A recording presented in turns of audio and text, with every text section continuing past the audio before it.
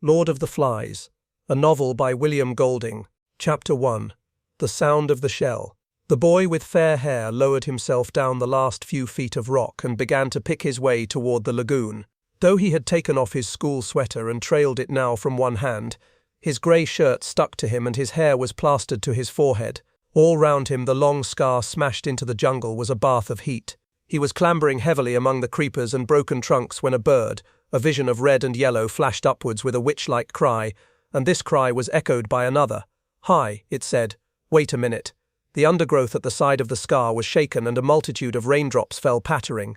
"Wait a minute," the voice said. "I got caught up." The fair boy stopped and jerked his stockings with an automatic gesture that made the jungle seem for a moment like the home counties. The voice spoke again. "I can't hardly move with all these creeper things." The owner of the voice came backing out of the undergrowth so that twigs scratched on a greasy windbreaker. The naked crooks of his knees were plump, caught and scratched by thorns. He bent down, removed the thorns carefully, and turned around. He was shorter than the fair boy and very fat. He came forward, searching out safe lodgements for his feet, and then looked up through thick spectacles. "Where's the man with the megaphone?" The fair boy shook his head. "This is an island. At least I think it's an island. That's a reef out in the sea. Perhaps there aren't any grown-ups anywhere." The fat boy looked startled. There was that pilot, but he wasn't in the passenger cabin, he was up in front. The fair boy was peering at the reef through screwed-up eyes. "All them other kids," the fat boy went on. "Some of them must have got out. They must have, mustn't they?" The fair boy began to pick his way as casually as possible toward the water. He tried to be offhand and not too obviously uninterested, but the fat boy hurried after him. "Aren't there any grown-ups at all?" "I don't think so." The fair boy said this solemnly, but then the delight of a realized ambition overcame him. In the middle of the scar he stood on his head and grinned at the reversed fat boy. "No grown-ups." The fat boy thought for a moment. "That pilot." The fair boy allowed his feet to come down and sat on the steamy earth. "He must have flown off after he dropped us. He couldn't land here, not in a place with wheels. We was attacked. He'll be back all right." The fat boy shook his head. "When we was coming down I looked through one of them windows. I saw the other part of the plane. There were flames coming out of it." He looked up and down the scar, and this is what the cabin done. The fair boy reached out and touched the jagged end of a trunk. For a moment he looked interested. "What happened to it?" he asked. "Where's it got to now?" "That storm dragged it out to sea. It wasn't half dangerous with all them tree trunks falling. There must have been some kids still in it." He hesitated for a moment, then spoke again. "What's your name?" "Ralph." The fat boy waited to be asked his name in turn, but this proffer of acquaintance was not made. The fair boy, called Ralph, smiled vaguely, stood up, and began to make his way once more toward the lagoon. The fat boy hung steadily at his shoulder. "I expect there's a lot more of us scattered about. You haven't seen any others, have you?" Ralph shook his head and increased his speed. Then he tripped over a branch and came down with a crash. The fat boy stood by him, breathing hard. "My auntie told me not to run," he explained, "on account of my asthma." "Asthma?" "That's right. Can't catch my breath. I was the only boy in our school what had asthma," said the fat boy with a touch of pride. "And I've been wearing specs since I was 3. He took off his glasses and held them out to Ralph, blinking and smiling, and then started to wipe them against his grubby windbreaker. An expression of pain and inward concentration altered the pale contours of his face. He smeared the sweat from his cheeks and quickly adjusted the spectacles on his nose. "Them fruit." He glanced round the scar. "Them fruit," he said. "I expect." He put on his glasses, waded away from Ralph, and crouched down among the tangled foliage. "I'll be out again in just a minute." Ralph disentangled himself cautiously and stole away through the branches. In a few seconds the fat boy's grunts were behind him, and he was hurrying toward the screen that still lay between him and the lagoon.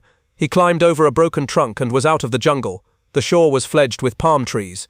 These stood or leaned or reclined against the light, and their green feathers were 100 feet up in the air. The ground beneath them was a bank covered with coarse grass, torn everywhere by the upheavals of fallen trees, scattered with decaying coconuts and palm saplings. Behind this was the darkness of the forest proper and the open space of the scar. Ralph stood, one hand against a grey trunk, and screwed up his eyes against the shimmering water. Out there, perhaps a mile away, the white surf flinked on a coral reef, and beyond that the open sea was dark blue. Within the irregular arc of coral the lagoon was still as a mountain lake, blue of all shades and shadowy green and purple. The beach between the palm terrace and the water was a thin stick, endless apparently, for to Ralph's left the perspectives of palm and beach and water drew to a point at infinity, and always, almost visible, was the heat. He jumped down from the terrace. The sand was thick over his black shoes, and the heat hit him. He became conscious of the weight of clothes, kicked his shoes off fiercely and ripped off each stocking with its elastic garter in a single movement. Then he leapt back on the terrace, pulled off his shirt, and stood there among the skull-like coconuts with green shadows from the palms and the forest sliding over his skin. He undid the snake clasp of his belt, lugged off his shorts and pants, and stood there naked, looking at the dazzling beach and the water. He was old enough, 12 years and a few months, to have lost the prominent tummy of childhood, and not yet old enough for adolescence to have made him awkward. You could see now that he might make a boxer, as far as width and heaviness of shoulders went, but there was a mildness about his mouth and eyes that proclaimed no devil. He patted the palm trunk softly, and forced at last to believe in the reality of the island, laughed delightedly again and stood on his head.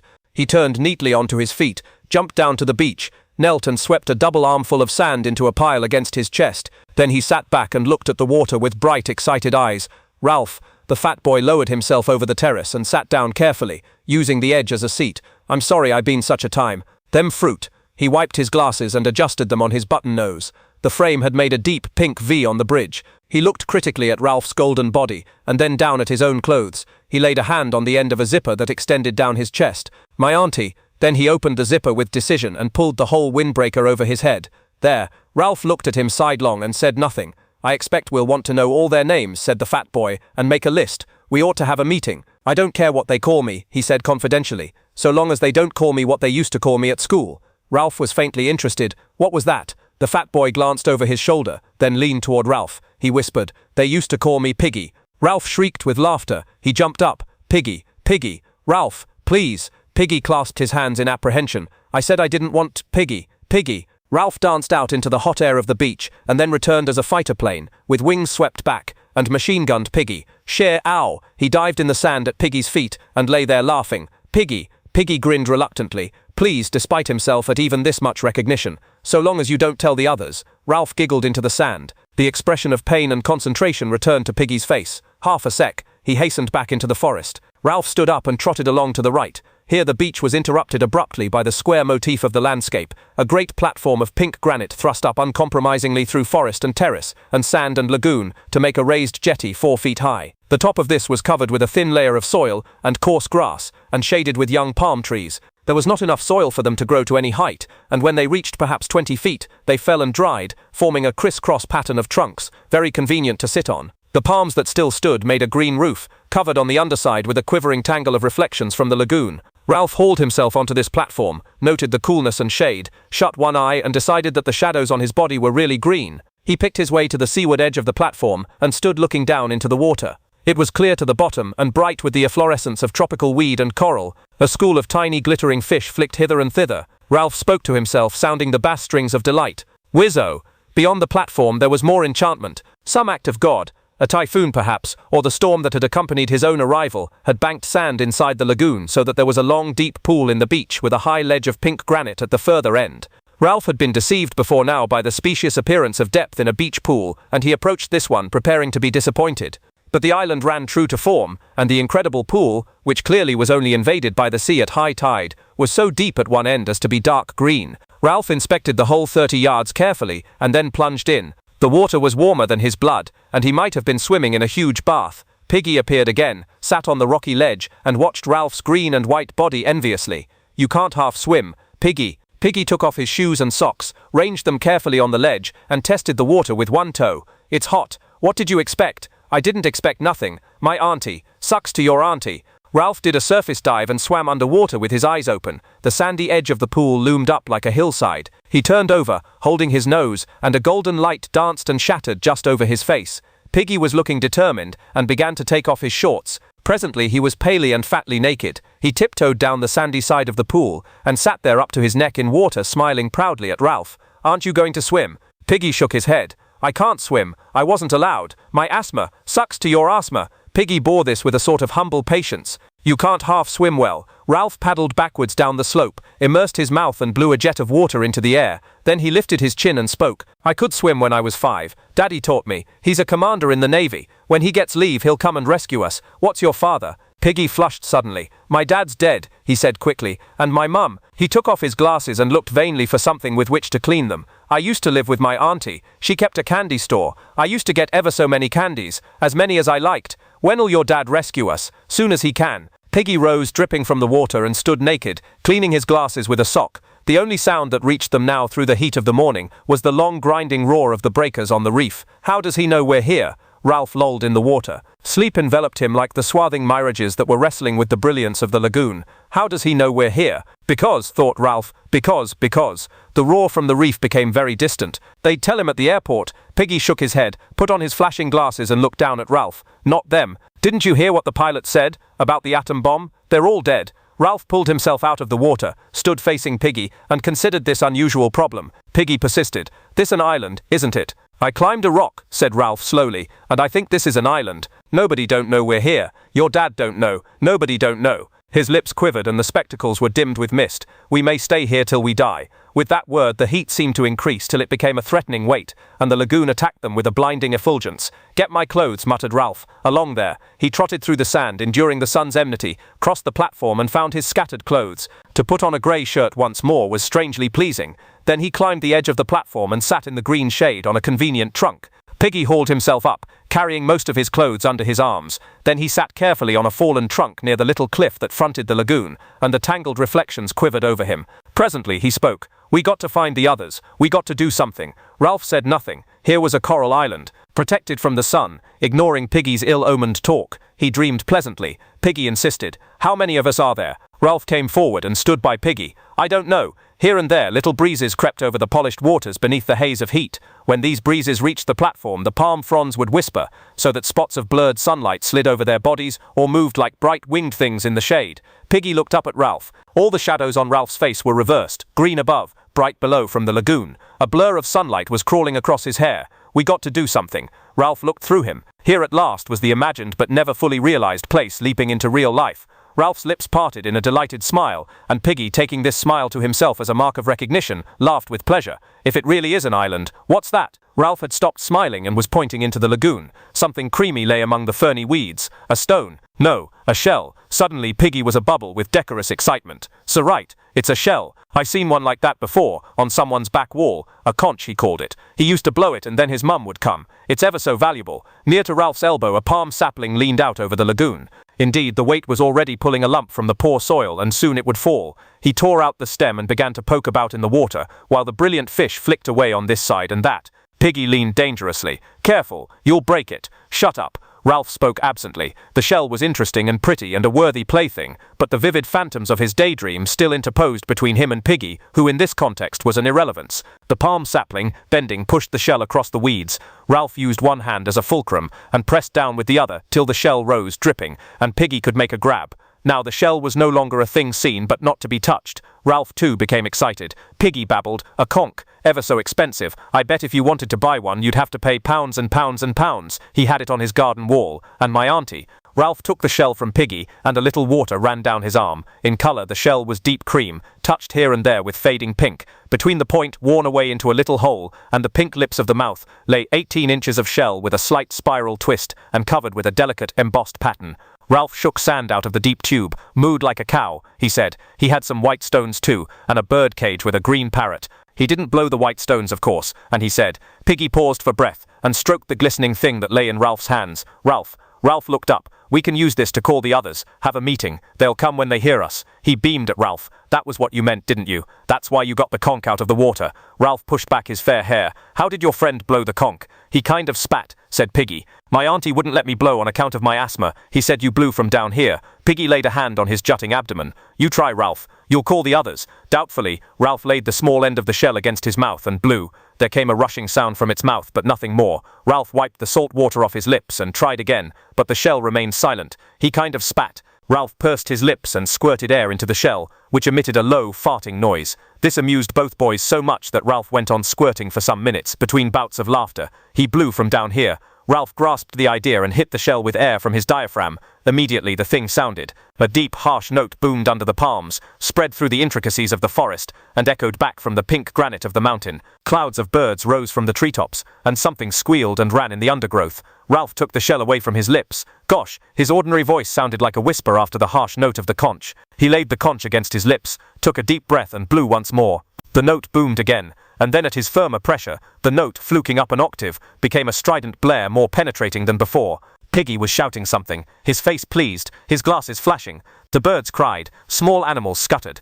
Ralph's breath failed. The note dropped the octave, became a low wubber, was a rush of air. The conch was silent, a gleaming tusk. Ralph's face was dark with breathlessness, and the air over the island was full of bird clamor and echoes ringing. I bet you can hear that for miles. Ralph found his breath and blew a series of short blasts. Piggy exclaimed, "There's one." A child had appeared among the palms, about 100 yards along the beach. He was a boy of perhaps 6 years, sturdy and fair, his clothes torn, his face covered with a sticky mess of fruit. His trousers had been lowered for an obvious purpose, and had only been pulled back halfway. He jumped off the palm terrace into the sand, and his trousers fell about his ankles. He stepped out of them and trotted to the platform. Piggy helped him up. Meanwhile, Ralph continued to blow till voices shouted in the forest.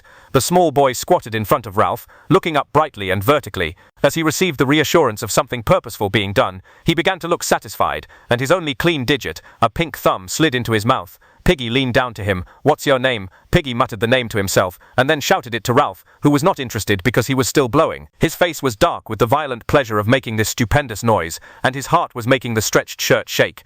The shouting in the forest was nearer. Signs of life were visible now on the beach. The sand, trembling beneath the heat haze, concealed many figures in its miles of length. Boys were making their way toward the platform through the hot, dumb sand. 3 small children, no older than Minentermen, appeared from startlingly close at hand, where they had been gorging fruit in the forest. A dark little boy, not much younger than Piggy, parted a tangle of undergrowth, walked onto the platform, and smiled cheerfully at everybody. More and more of them came. Taking their cue from the innocent Minentermen, they sat down on the fallen palm trunks and waited. Ralph continued to blow short, penetrating blasts. Piggy moved among the crowd, asking names and frowning to remember them. The children gave him the same simple obedience that they had given to the men with megaphones. Some were naked and carrying their clothes, others half naked, or more or less dressed in school uniforms, grey, blue, fawn, jacketed or jerseyed. There were badges, mottos even, stripes of colour in stockings and pullovers. Their heads clustered above the trunks in the green shade, heads brown, fair, black, chestnut, sandy, mouse-coloured, heads muttering, whispering, heads full of eyes that watched Ralph and speculated. Something was being done. The children who came along the beach, singly or in twos, leapt into visibility when they crossed the line from heat haze to nearer sand. Here the eye was first attracted to a black, bat-like creature that danced on the sand, and only later perceived the body above it. The bat was the child's shadow, shrunk by the vertical sun to a patch between the hurrying feet. Even while he blew, Ralph noticed the last pair of bodies that reached the platform above a fluttering patch of black. The 2 boys, bullet-headed and with hair like tow, flung themselves down and lay grinning and panting at Ralph like dogs. They were twins, and the eye was shocked and incredulous at such cheery duplication. They breathed together, they grinned together, they were chunky and vital. They raised wet lips at Ralph, for they seemed provided with not quite enough skin, so that their profiles were blurred and their mouths pulled open. Piggy bent his flashing glasses to them and could be heard between the blasts, repeating their names. Sam, Eric, Sam, Eric. Then he got muddled. The twins shook their heads and pointed at each other, and the crowd laughed. At last Ralph ceased to blow and sat there, the conch trailing from one hand, his head bowed on his knees. As the echoes died away, so did the laughter, and there was silence. Within the diamond haze of the beach, something dark was fumbling along. Ralph saw it first, and watched till the intentness of his gaze drew all eyes that way. Then the creature stepped from mirage onto clear sand, and they saw that the darkness was not all shadow but mostly clothing. The creature was a party of boys, marching approximately in step in 2 parallel lines, and dressed in strangely eccentric clothing. Shorts, shirts, and different garments they carried in their hands, but each boy wore a square black cap with a silver badge on it. Their bodies from throat to ankle were hidden by black cloaks, which bore a long silver cross on the left breast, and each neck was finished off with a ham-bone frill. The heat of the tropics, the descent, the search for food, and now this sweaty march along the blazing beach had given them the complexions of newly washed plums. The boy who controlled them was dressed in the same way, though his cap badge was golden. When his party was about 10 yards from the platform, he shouted an order, and they halted, gasping, sweating, swaying in the fierce light. The boy himself came forward, vaulted onto the platform with his cloak flying, and peered into what to him was almost complete darkness. "Where's the man with the trumpet?" Ralph, sensing his sun-blindness, answered him. "There's no man with a trumpet, only me." The boy came close and peered down at Ralph, screwing up his face as he did so. What he saw of the fair-haired boy with the creamy shell on his knees did not seem to satisfy him. He turned quickly, his black cloak circling. "Isn't there a ship, then?"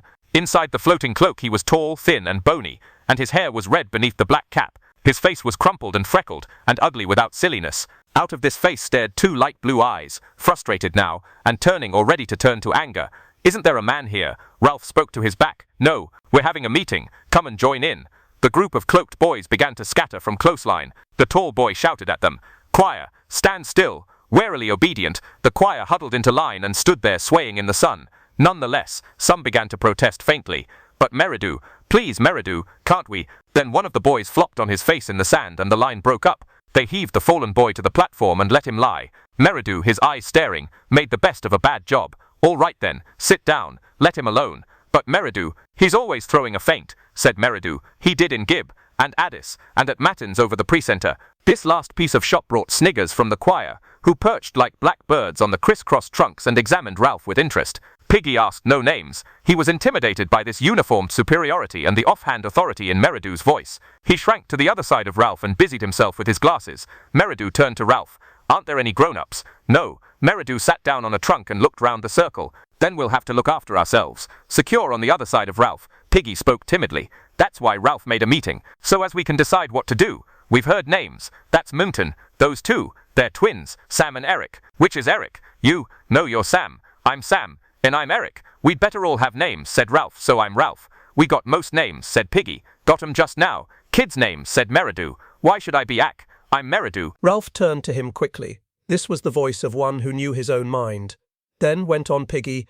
That boy, I forget. You're talking too much, said Ack Meridu. Shut up, fatty. Laughter arose. He's not fatty, cried Ralph. His real name's Piggy. Piggy, oh Piggy. A storm of laughter arose, and even the tiniest child joined in. For the moment the boys were a closed circuit of sympathy with Piggy outside. He went very pink, bowed his head and cleaned his glasses again. Finally the laughter died away and the naming continued. There was Maurice, next in size among the choir boys to Ack, but broad and grinning all the time. There was a slight furtive boy whom no one knew, who kept to himself with an inner intensity of avoidance and secrecy. He muttered that his name was Roger, and was silent again. Bill, Robert, Harold, Henry, the choir boy who had fainted sat up against a palm trunk, smiled pallidly at Ralph and said that his name was Simon.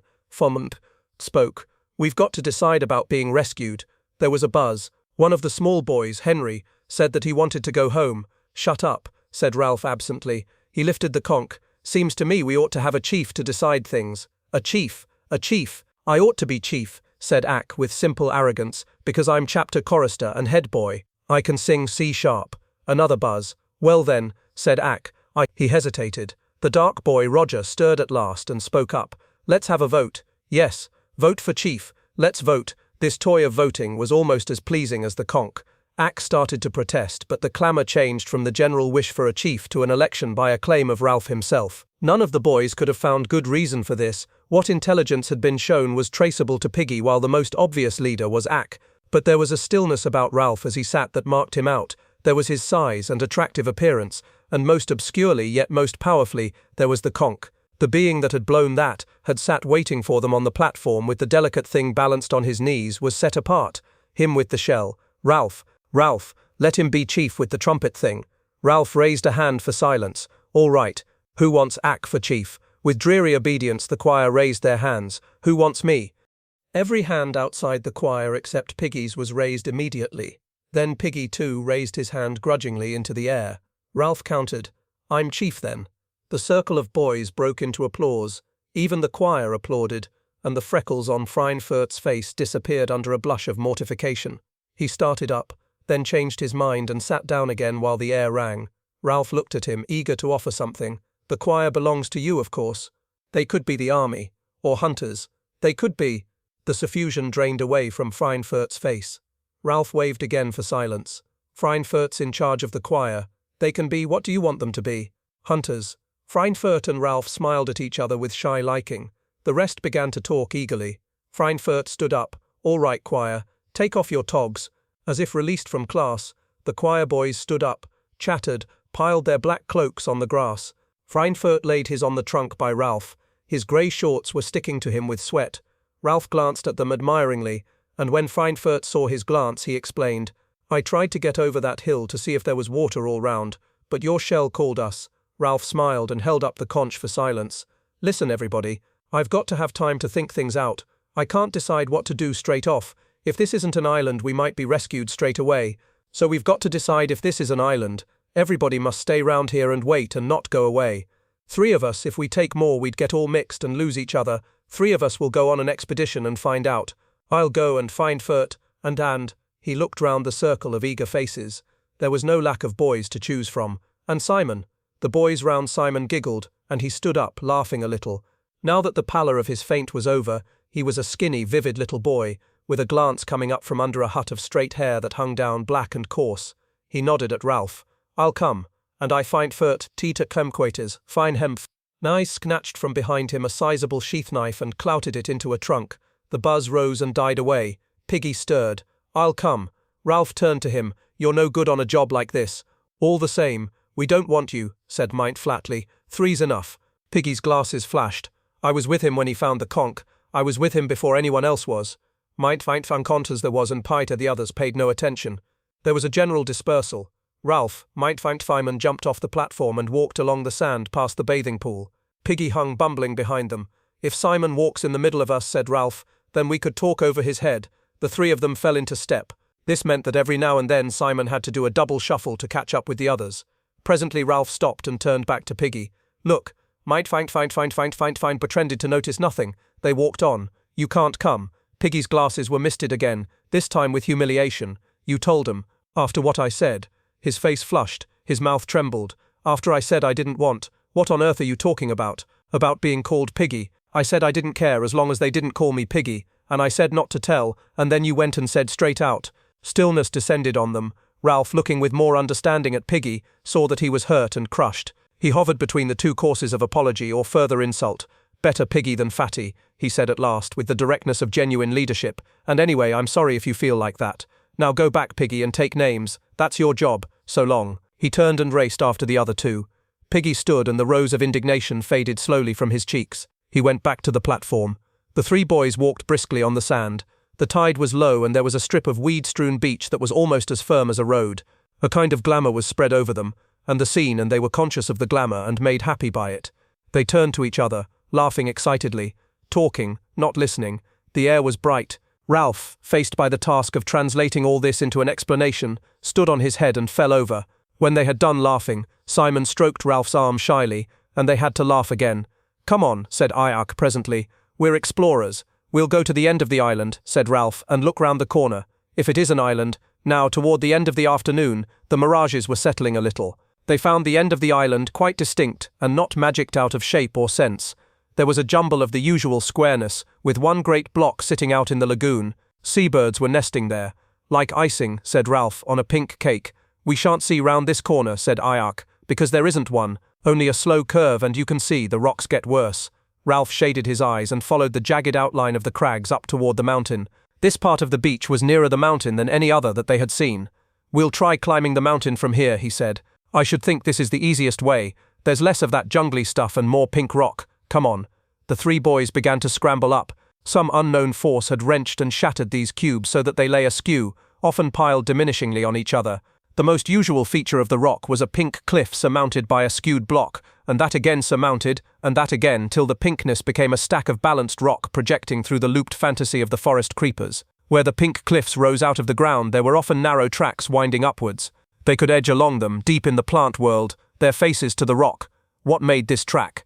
Luake paused, wiping the sweat from his face. Ralph stood by him, breathless. "Men," Luake shook his head. "Animals." Ralph peered into the darkness under the trees. The forest minutely vibrated.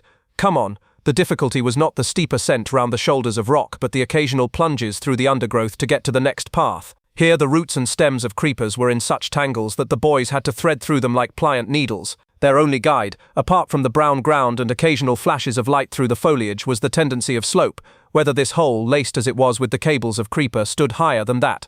Somehow they moved up. Immured in these tangles at perhaps their most difficult moment, Ralph turned with shining eyes to the others. Wacko, wizard, smashing. The cause of their pleasure was not obvious. All three were hot, dirty, and exhausted. Ralph was badly scratched. The creepers were as thick as their thighs and left little but tunnels for further penetration. Ralph shouted experimentally, and they listened to the muted echoes. "This is real exploring," said Ak. "I bet nobody's been here before." "We ought to draw a map," said Ralph, "only we haven't any paper." "We could make scratches on bark," said Simon, "and rub black stuff in." Again came the solemn communion of shining eyes in the gloom. Wacko, wizard. There was no place for standing on one's head. This time Ralph expressed the intensity of his emotion by pretending to knock Simon down, and soon they were a happy, heaving pile in the underdusk. When they had fallen apart, Ralph spoke first. "Got to get on." The pink granite of the next cliff was further back from the creepers and trees so that they could trot up the path. This again led into more open forest so that they had a glimpse of the spread sea. With openness came the sun. It dried the sweat that had soaked their clothes in the dark, damp heat. At last, the way to the top looked like a scramble over pink rock, with no more plunging through darkness. The boys chose their way through defiles and over heaps of sharp stone. Look! Look! High over this end of the island, the shattered rocks lifted up their stacks and chimneys. This one, against which Duck leaned, moved with a grating sound when they pushed. Come on! But not come on to the top. The assault on the summit must wait while the three boys accepted this challenge. The rock was as large as a small motor car. Heave, sway back and forth, catch the rhythm. Heave, increase the swing of the pendulum. Increase, increase, come up and bear against that point of furthest balance. Increase, increase, heave. The great rock loitered, poised on one toe, decided not to return, moved through the air, fell, struck, turned over, leapt droning through the air and smashed a deep hole in the canopy of the forest. Echoes and birds flew, white and pink dust floated, the forest further down shook, as with the passage of an enraged monster, and then the island was still. Wacko, like a bomb, wee-a-woo. Not for 5 minutes could they drag themselves away from this triumph, but they left at last. The way to the top was easy after that. As they reached the last stretch, Ralph stopped. Golly, they were on the lip of a circular hollow in the side of the mountain. This was filled with a blue flower, a rock plant of some sort, and the overflow hung down the vent and spilled lavishly among the canopy of the forest. The air was thick with butterflies, lifting, fluttering, settling. Beyond the hollow was the square top of the mountain, and soon they were standing on it. They had guessed before that this was an island, clambering among the pink rocks with the sea on either side, and the crystal heights of air. They had known by some instinct that the sea lay on every side, but there seemed something more fitting in leaving the last word till they stood on the top and could see a circular horizon of water. Ralph turned to the others. This belongs to us. It was roughly boat-shaped, humped near this end with behind them the jumbled descent to the shore. On either side rocks, cliffs, treetops and a steep slope. Forward there, the length of the boat, a tamer descent, tree-clad, with hints of pink, and then the jungly flat of the island, dense green, but drawn at the end to a pink tail. There, where the island petered out in water, was another island, a rock, almost detached, standing like a fort, facing them across the green with one bold pink bastion. The boys surveyed all this, then looked out to sea. They were high up and the afternoon had advanced. The view was not robbed of sharpness by mirage. That's a reef, a coral reef. I've seen pictures like that. The reef enclosed more than one side of the island, lying perhaps a mile out and parallel to what they now thought of as their beach. The coral was scribbled in the sea as though a giant had bent down to reproduce the shape of the island in a flowing chalk line, but tired before he had finished. Inside was peacock water, rocks and weeds showing as in an aquarium. Outside was the dark blue of the sea. The tide was running so that long streaks of foam tailed away from the reef, and for a moment they felt that the boat was moving steadily astern. Mac pointed down. That's where we landed. Beyond falls and cliffs there was a gash visible in the trees. There were the splintered trunks and then the drag, leaving only a fringe of palm between the scar and the sea. There too, jutting into the lagoon, was the platform, with insect-like figures moving near it. Ralph sketched a twining line from the bald spot on which they stood down a slope, a gully, through flowers, round and down to the rock where the scar started. That's the quickest way back. Eyes shining, mouths open, triumphant, they savoured the right of domination. They were lifted up, were friends. There's no village smoke and no boats, said Ralph wisely. We'll make sure later, but I think it's uninhabited. We'll get food, cried Ark. Hunt, catch things, until they fetch us. Simon looked at them both, saying nothing but nodding till his black hair flopped backwards and forwards. His face was glowing. Ralph looked down the other way where there was no reef. Steeper, said Ark. Ralph made a cupping gesture. That bit of forest down there, the mountain holds it up. Every point of the mountain held up trees, flowers, and trees. Now the forest stirred, roared, flailed. The nearer acres of rock flowers fluttered, and for half a minute the breeze blew cool on their faces. Ralph spread his arms. All ours. They laughed and tumbled and shouted on the mountain. I'm hungry. When Simon mentioned his hunger, the others became aware of theirs. Come on, said Ralph. We've found out what we wanted to know. They scrambled down a rock slope, dropped among flowers, and made their way under the trees. Here they paused, and examined the bushes round them curiously. Simon spoke first. Like candles, candle bushes, candle buds. The bushes were dark, evergreen, and aromatic, and the many buds were waxen green and folded up against the light. Nack slashed at one with his knife, and the scent spilled over them. Candle buds. You couldn't light them, said Ralph. They just look like candles. Green candles, said Nack, contemptuously. We can't eat them. Come on. They were in the beginnings of the thick forest, plonking with weary feet on a track, when they heard the noises, squeakings, and the hard strike of hoofs on a path. As they pushed forward, the squeaking increased, till it became a frenzy. They found a piglet caught in a curtain of creepers, throwing itself at the elastic traces in all the madness of extreme terror. Its voice was thin, needle-sharp and insistent. The three boys rushed forward, and Nack drew his knife again with a flourish. He raised his arm in the air. There came a pause, a hiatus. The pig continued to scream and the creepers to jerk, and the blade continued to flash at the end of a bony arm. The pause was only long enough for them to understand what an enormity the downward stroke would be. Then the piglet tore loose from the creepers and scurried into the undergrowth. They were left looking at each other and the place of terror. Nuck's face was white under the freckles. He noticed that he still held the knife aloft and brought his arm down, replacing the blade in the sheath. Then they all three laughed ashamedly and began to climb back to the track. "I was choosing a place," said Nuck. "I was just waiting for a moment to decide where to stab him." "You should stick a pig," said Ralph fiercely. "They always talk about sticking a pig." "You cut a pig's throat to let the blood out," said Nuck. "Otherwise you can't eat the meat." "Why didn't you?" They knew very well why he hadn't, because of the enormity of the knife descending and cutting into living flesh, because of the unbearable blood. "I was going to," said Nuck. He was ahead of them, and they could not see his face. "I was choosing a place. Next time," he snatched his knife out of the sheath and slammed it into a tree trunk. "Next time there would be no mercy." He looked round fiercely, daring them to contradict. Then they broke out into the sunlight, and for a while they were busy finding and devouring food as they moved down the scar toward the platform and the meeting.